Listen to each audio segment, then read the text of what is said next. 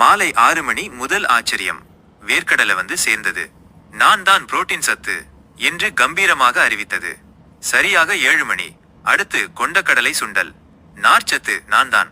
உங்கள் நரம்புகளுக்கு வலிமை சேர்ப்பவன் என்று தன்னம்பிக்கையுடன் கூறியது. காலை 7 மணி 30 நிமிடங்கள் மணி. திடீரென பஞ்சுமிட்டாய். குழந்தைகள் விளையாடி களைத்துவிடக் கூடாதே. இதோ என் இனிமையான பரிசு என்று கனிவுடன் பரிமாறப்பட்டது.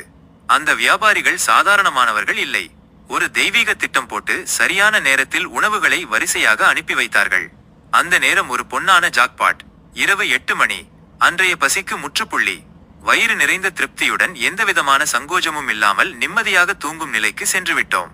ஆனால் இப்போது ஃபாஸ்ட் ஃபுட். 2 நொடியில் ரெடி என்று வரும் உணவுகள்.